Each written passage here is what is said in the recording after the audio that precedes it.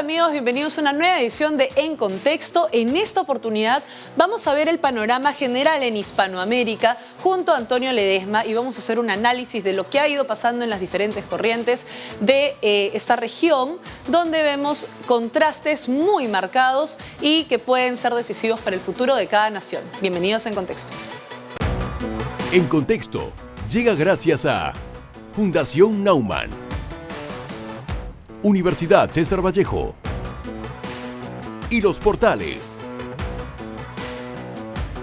¿Qué tal, amigos? Estamos de vuelta aquí en Contexto y tenemos la oportunidad esta vez de quizás ampliar el panorama. Estamos con Antonio Ledesma, él en este momento se encuentra en Madrid, pero siempre es bueno analizar desde la perspectiva internacional el fenómeno que se está viendo actualmente en Hispanoamérica. Digamos que hay toda una corriente de, por un lado, socialismo del siglo XXI entrando por los diferentes gobiernos en Latinoamérica especialmente, y también un cambio, una disidencia, por ejemplo, en las elecciones argentinas, una nueva esperanza quizá para Ecuador en materia económica. Entonces, para ver todo esto en contexto y panorama, tenemos con nosotros a Antonio Ledesma. Bienvenido, Antonio, a En Contexto. Muchas gracias por la invitación. Un saludo muy afectuoso al querido pueblo peruano. Gracias, Antonio. Para empezar, ¿qué es lo que tú has podido observar en estas últimas elecciones que hemos visto ya a nivel quizás Hispanoamérica, donde ya hay tendencias bastante marcadas y donde, por ejemplo, van cambiando quizás a veces las tendencias en países como Argentina, mientras que ya se está llevando, por ejemplo, en Chile una asamblea constituyente? ¿Qué es lo que tú puedes observar? ¿Cuál es el análisis panorámico que tienes? Bueno, es la puesta en marcha de un proyecto de alcance geopolítico que tiene el caparazón a veces de Foro de Sao Paulo, otras veces se presenta como los agentes de un grupo denominado Grupo de Puebla, que tiene su sede en México, otras veces en algunas de las banderas del progresismo, del buenismo, pero al fin y al cabo son los socios de estos partidos, de estos líderes, que se arropan con las banderas populistas, comunistas, socialistas, no confiesan de buenas a primeras sus verdaderas intenciones y por eso usan ese tinglado denominado socialismo del siglo XXI, que tiene su mejor explicación en lo que está pasando en Venezuela. Si alguien quiere saber qué es socialismo del siglo XXI, bueno, vayan a Venezuela para que se encuentren con una mujer o un hombre de Venezuela que por trabajar una hora recibe como salario 1 céntimo de $1 diario. Y al mes un salario no mayor de $2 al mes. Vayan a ver a Venezuela cómo ese socialismo ha empobrecido a la población, ha igualado, porque ahora todos estamos igualados, pero abajo, en la pobreza. Claro, igualdad en la miseria. Sí, la última encuesta dice que el 94.6% de la población está en condiciones de pobreza y el 76.4% de ese porcentaje en condiciones de pobreza extrema. Vayan a ver cómo es posible, cómo se explica que en estos últimos años se han perdido 8 millones de empleos.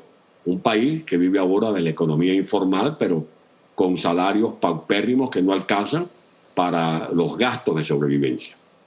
Ahora, se habla mucho en diferentes, digamos, ambientes académicos de lo que podría haber sido una revolución molecular disipada, ¿no? O sea, haber creado pequeños grupos que tienen cada uno su liderazgo en todo Hispanoamérica, ¿no? De tal manera que vemos que se replican los mismos modus operandi en Colombia, en Chile, en distintos países. ¿Qué tan cierto es que exista este fenómeno y cómo es que ha conseguido, digamos, la progresía o la izquierda posicionarse de esta manera a pesar de tener ejemplos que claramente no funcionan internacionalmente? Usted lo ha dicho muy bien. Es una reconversión de estos grupos que décadas atrás trataron de llegar al poder destruyendo las instituciones a bombazos, cometiendo atentados. Eran los grupos de Tupac Amaru, por ejemplo, en esa zona de Perú o de Uruguay. Eran los carapintadas que operaban en Argentina o eran los llamados las montoneras o eran los guerrilleros liderados en Colombia por Marulanda, o los guerrilleros que operaban en Venezuela dirigidos desde Cuba por Fidel Castro. Ahora es una guerra de cuarta generación, que muy bien usted los ha retratado con esos términos con el que caracteriza a estas andanzas. Es una guerra de cuarta generación que siguen, por supuesto, apelando al enemigo externo. Siempre usted oirá a estos populistas decir que si hay problemas en Perú, eso es culpa del imperialismo. Como Maduro dice, que la falta de agua, de luz eléctrica o de comida en Venezuela es culpa de Cristóbal Colón o del imperio norteamericano. Es siempre el líder o es el esquema de usar al populista. Usted ve al presidente de Perú que se presenta con un sombrero, cree que de esa manera él proyecta una buena imagen o representa de esa manera la estirpe, la identidad del peruano. Como Chávez andaba con una boina y hablaban siempre de las confrontaciones sociales, de los odios sociales, meten siempre la intriga para generar revueltas urbanas. Ya no es la guerrilla, sino ahora las protestas urbanas promoviendo odios sociales. O sea, es una reconversión de estos grupos que en definitiva representan los mismos intereses. Ahora, también estamos viendo una suerte de despertar a nivel Sudamérica, a nivel Centroamérica, eligiendo ya propuestas que quizás se acercan más a la idea de libertad, ¿no? O sea, vemos una tendencia clara, por ejemplo, en las elecciones para el Parlamento argentino. Y obviamente también el ejemplo de Ecuador, que ya está abriendo sus puertas al libre comercio. ¿Es posible que esto también se extienda y de qué depende que esto pueda quizás crear una nueva influencia de libertad en Hispanoamérica? En primer lugar, es necesario crear conciencia en la ciudadanía, porque, como lo decía recientemente el escritor peruano Mario Vargas Llosa, la libertad no se va a dar solo a sí misma, ni la democracia va a funcionar porque existan unas columnas principistas que la sostengan. Aquí juega un rol clave la ciudadanía. En la medida en que se impongan los malos, por supuesto vamos a tener consecuencias nefastas para los ciudadanos o para nuestras sociedades. Los ciudadanos tienen que aprovechar las virtudes de la democracia eligiendo bien, eligiendo a los mejores, eligiendo a los líderes de los partidos políticos que tengan programas, que tengan proyectos, que tengan ideas, que se puedan empoderar a aquellas mujeres y hombres que de verdad tengan una visión clara del país que quieran gobernar o de la localidad que quieran administrar. Por eso es clave esa pregunta suya que me lleva a mí a hacer esta recomendación y este reclamo, diríamos, a los ciudadanos de que elijan bien. No tiene la culpa el ciego, sino el que le da el garrote. Si los ciudadanos de cualquier país del mundo terminan dejándose encandilar por los faros del populismo, se dejan aturdir por la gritería de los que hablan de la política, pero se aprovechan de la política y terminan siendo más políticos que todo el mundo y usan las virtudes de la democracia por intermedio de elecciones para llegar al poder, y después que llegan al poder le ponen en la mano las instituciones y vacían de contenido las instituciones públicas y acaban con la separación de poder. Eso también implica un grado de responsabilidad para los ciudadanos. Por eso yo concluyo a su interesante pregunta diciendo que es necesario que en programas como este, que en espacios como este, se hagan debates que ayuden a que la gente tenga una idea más clara de qué es la democracia, y que la democracia es como la más bella flor del jardín, pero que no basta con contemplarla, sino que hay que cuidarla, regarla, cultivarla, pasarle la mano de vez en cuando. Ahora vamos a ir a una breve pausa y volvemos con Antonio Ledesma, que justamente estamos conversando de toda esta situación en panorama de Hispanoamérica. Volvemos rápidamente aquí en Contexto.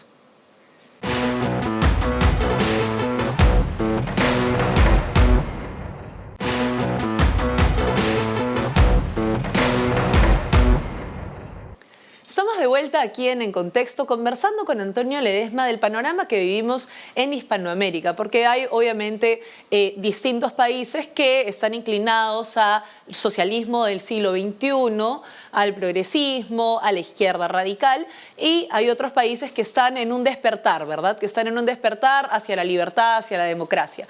Pero la democracia requiere de un nivel bastante descentralizado y adecuado de educación, ¿verdad? Porque obviamente una ciudadanía informada es la que ejerce su democracia a cabalidad. ¿Qué hacer con los países, aquí incluyo obviamente a Perú, tercermundistas que todavía tienen una educación paupérrima? Y no solo eso, sino que las autoridades, obviamente, al estar parcializadas hacia el socialismo del siglo XXI que promueve el Foro de Sao Paulo, y en el caso del Perú, que promueven incluso estos grupos radicales que han ejercido el terrorismo, que obviamente no quieren mejorar la salud y la educación del pueblo, que no quieren que la ciudadanía esté al 100% informada y de tal manera comprar la democracia. ¿Cómo se puede fortalecer la democracia en estos países? Es que los pueblos no son libres porque proclamen que viven en un sistema democrático. Los pueblos serán libres cuando rompan las amarras de la ignorancia de la cual son prisioneros. Por eso su pregunta es clave. Créame que de verdad me siento bien con esta conversación, porque a mí me anima mucho cuando me hacen preguntas inteligentes. Y esta es una pregunta inteligente. No habrá desarrollo económico, no habrá desarrollo humano si no terminamos de colocar como piedra angular de cualquier estrategia de crecimiento a la educación.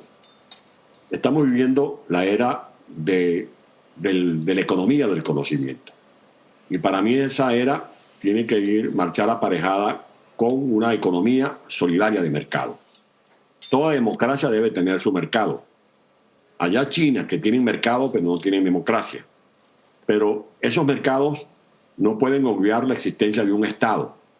Y los Estados deben ser redimensionados para que en vez de un tamañote que le haga ver a quien se monta en la cúspide presidencial como el más poderoso, más bien tengamos un Estado menos intervencionista, un Estado que propicie la interacción de los emprendedores, de los ciudadanos, pero en la medida en que esos emprendedores y esos ciudadanos estén mejor educados, más posibilidades de desarrollo va a tener ese país.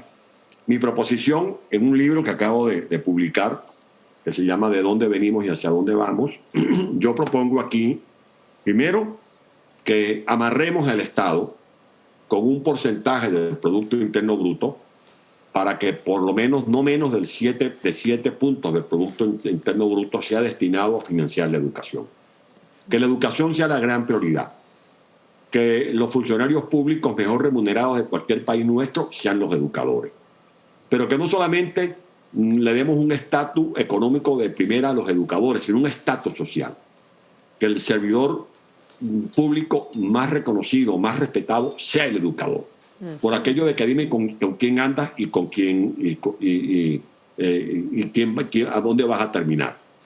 Si no tenemos buenos educadores, si no tenemos educadores bien formados, que se estén equipando académicamente de manera continua, si no tenemos escuelas adaptadas a esta sociedad digitalizada, donde ya no es suficiente el pizarrón, el pupitre, sino la computadora, la tecnología, no vamos a estar a la par de los grandes desarrollos, de los grandes enclaves tecnológicos que se están apoderando del mundo.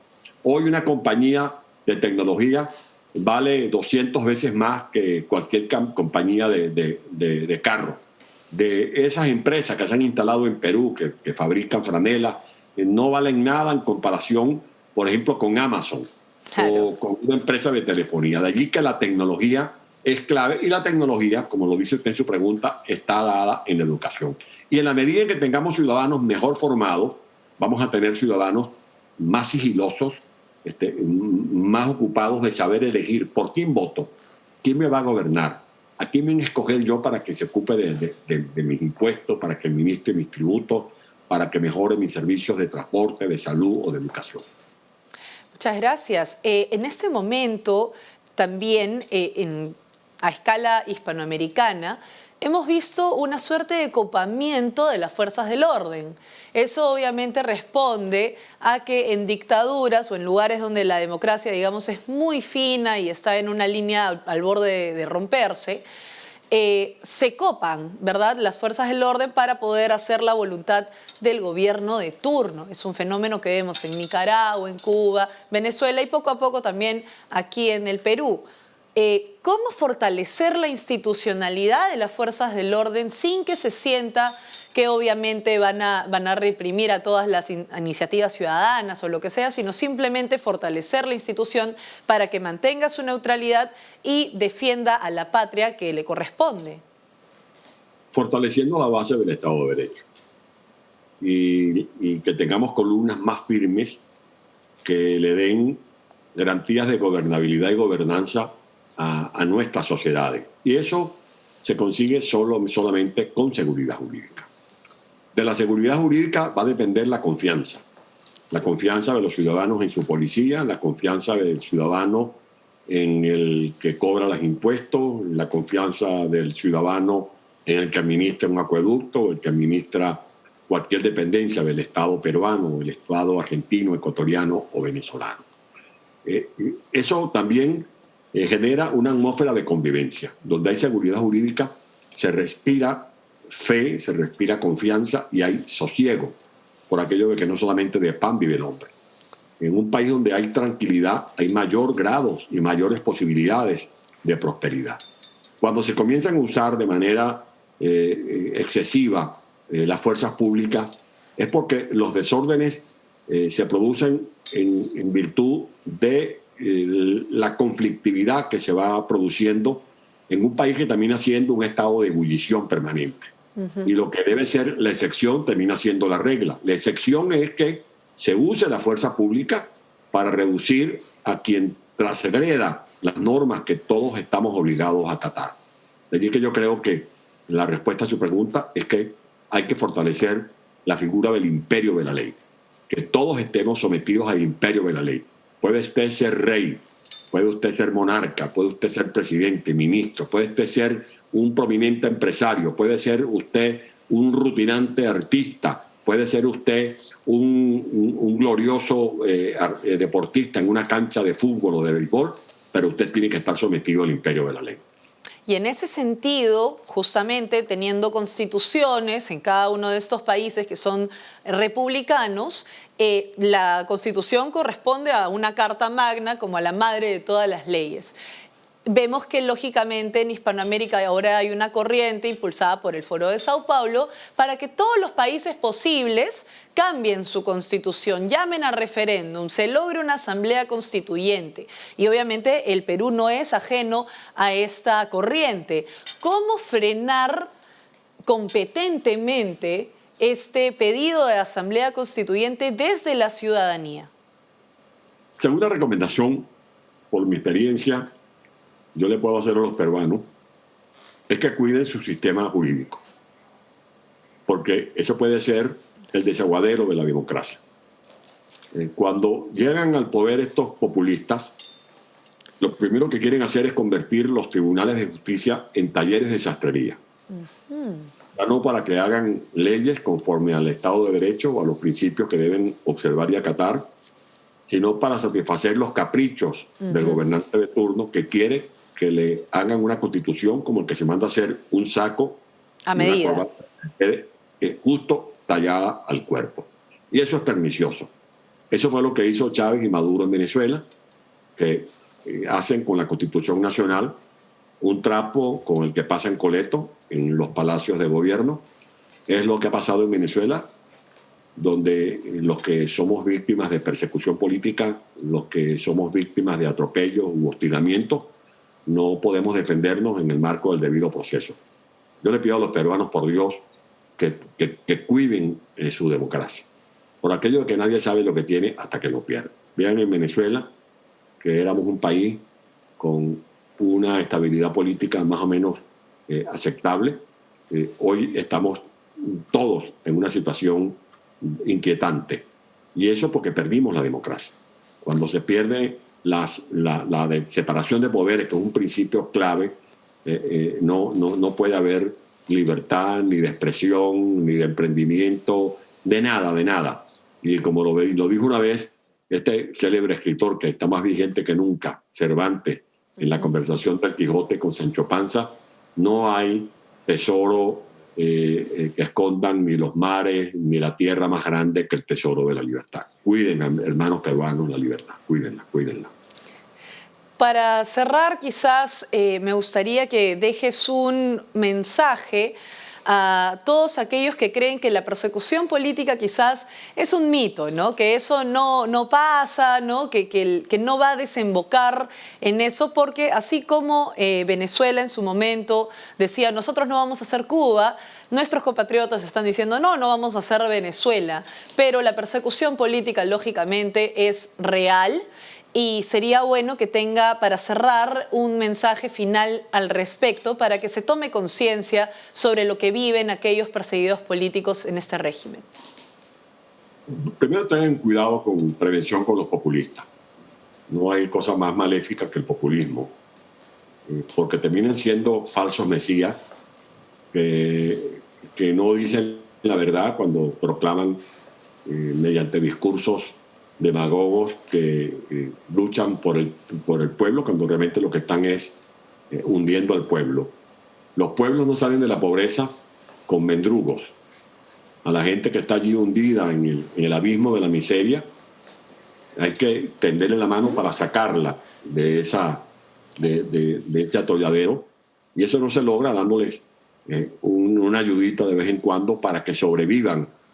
Yo creo que la aspiración de cualquier demócrata es más bien sacar a la gente de la miseria y que puedan enaltecer los valores de la libertad.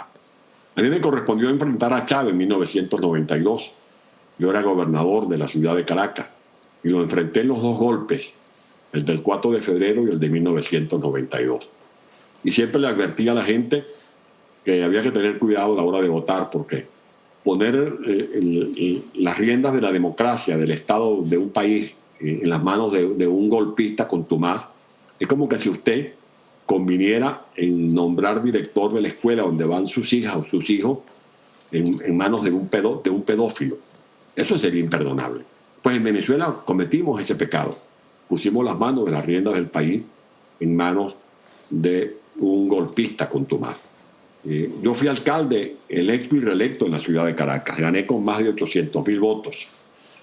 Y no había pasado cuatro semanas como alcalde cuando mi despacho fue invadido por un comando de 40 hombres con fusiles y escondiendo el rostro con pasamontañas. Wow. Me quitaron a mí y a la ciudad más del 95% del presupuesto. Imagínese usted, como que si usted en este canal le quitan todas las cámaras, le quitan las luces, le quitan el micrófono y lo dejan con un taburete, con una silla. A mí me quitaron todo. Lo que no me pudieron arrebatar fue la dignidad ni la voluntad de seguir luchando, y sobreviví y resistí en medio de esas penurias. Pero no conforme con eso, me obligaron a hacer una huelga de hambre. Yo hice una huelga de hambre, y perdóneme que hable en primera persona, pero usted me ha requerido un relato y se lo estoy haciendo con la mayor veracidad. Y esa huelga de hambre la hice en las puertas de la OEA en Caracas, luchando por la libertad y por la democracia. Después tuve que hacer manifestaciones y terminé 3 veces hospitalizado en hospitales de Caracas de las palizas que nos dieron. Y después me metieron preso. Y estuve en el helicoide, después en la casa militar de Ramo Verde, me brotó una hernia, me tuvieron que operar de emergencia y pasé más de 1000 días preso, privado de mi libertad, hasta que decidí emprender una fuga. Yo no quiero que ningún peruano viva eso. Porque ¿qué me importa lo que me haya pasado ya a mí? Lo importante es que no le vuelva a pasar a ningún ser humano en ninguna parte del mundo. Y por eso la democracia puede tener sus defectos, como lo dijo Winston Churchill, pero dentro de todos los modelos es el más apropiado para cualquier sociedad del mundo. Y los peruanos han vivido con democracia y saben que se han cometido equivocaciones, pero solo en democracia se ventilan denuncias y se acusa a uno o a otro. Lo importante es que esas denuncias no terminen siendo un veneno para liquidar la vigencia de un sistema que es beneficioso para todos los peruanos y para todos los ciudadanos del mundo. Muchísimas gracias, Antonio, por tu testimonio y por el panorama que hemos construido en este programa. Vamos a ir brevemente a una pausa y volvemos en Contexto con las conclusiones.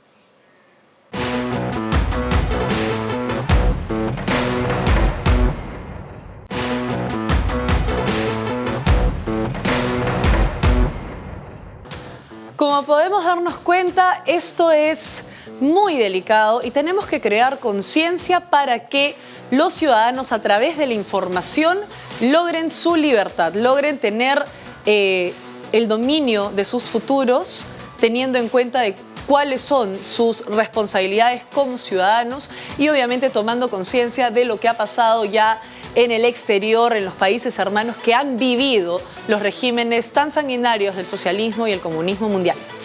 No olviden seguirnos en nuestro canal de YouTube, háganle clic al botón de suscribir para que reciban todo nuestro contenido y si pueden también a la campanita para que reciban una notificación cada vez que subimos un video nuevo.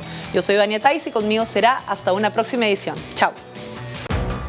En Contexto llega gracias a Fundación Naumann, Universidad César Vallejo y Los Portales.